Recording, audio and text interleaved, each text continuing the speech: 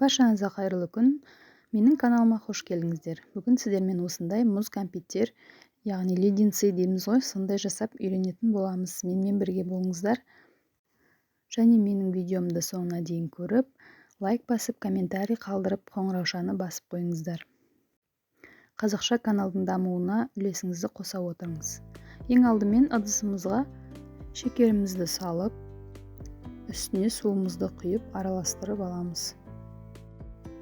Қантымыз толық суға батқаннан кейін осындай глюкозный сироп қолданатын боламыз. Бұны кез келген кондитерлік магазиндерден сұрасаңыздар таба аласыздар. Қанттың, судың және глюкозный сироптың мөлшерлерін описание бөліміне жазып қалдыратын боламын. Сол бойынша өлшеп жасап көрсеңіздер болады.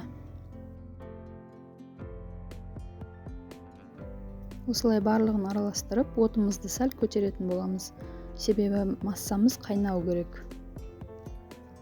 Массамыз қайнаған соң осындай пищевой краситель қолданатын боламыз. Бұны да кондитерлік дүкеннен таба аласыздар. Кәмпиттеріміздің түсі қою болғанын қаласаңыз, 3-4 тамшы қоссаңыздар да болады. Сиропымыз дайын болғанын тексеру үшін осындай ыдысымызға мұздай су құйып, шпажкаға батырып салсақ, шырт етіп сынған дауыс шығу керек. Мұздай суға салғанда осылай қатты болып шығу керек. Массамыз дайын болды. Енді алдын ала осындай чупа-чупс құюға арналған формаларымызға таяқшаларымызды, яғни шпажкаларымызды орналастырып, дайындап қоямыз. Сұйықтығымыз өте ыстық болғандықтан барлық қауіпсіздік ережелерін сақтаған дұрыс. Сұйықтығымызды құйғанда жылдам құюға тырысамыз, өйткені сұйықтығымыз тез қатады.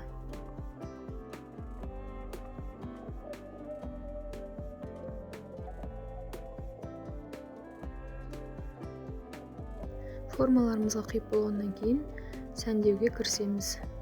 Бетін сәндеу үшін осындай домалақ моншақтар қолданатын боламыз.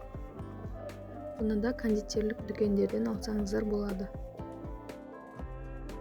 Кәмпиттерімізді бөлме температурасында 20-25 минут суытуға қоямыз. Кәмпиттеріміз қатып қалмай тұрып, таяқшаларын түзулеп, осылай айналдырып отырып, түзу қалыпқа келтіріп қоямыз. Міне қызыл кәмпиттеріміз дайын болды. Енді көгін жасауға кірісеміз. Жасалу жолы тура видеоның басында көрсетілгендей, тек бұл жерде түсін, яғни бояуын ғана өзгертетін боламыз.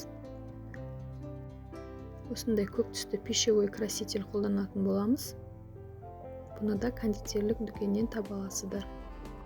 Шамамен 10 минуттай қайнап болғаннан кейін мұздай суға салып тексеретін боламыз. Шпажканың басындағы тамшымыз тырс етіп сынса, дайын деген сөз. Алдын ала формаларымызға осылай таяқшаларымызды орналастырып дайындап қоямыз. Және ыстық болып тұрған сұйықтығымызды жылдам құйып шығамыз.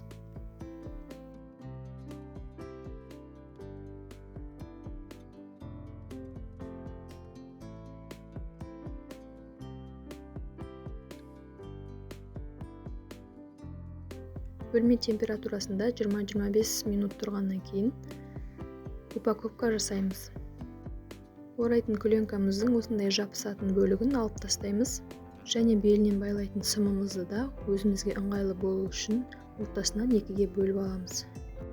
Упаковка жасайтын заттарда кондитерлік дүкендерде сатылады. Барлық кәмпиттерімізді осылайша видеода көрсетілгендей орап шығамыз. Құрамы аз заттардан ғана тұратын, яғни шығынсыз, үйде отырып жасайтын нағыз жұмыс деп ойлаймын. Менімен бірге жасап көріп, үйде балаларыңызға немесе осылай көп мөлшерде жақын жердегі дүкендерге өткізу арқылы табыс тапсаңыз да болады.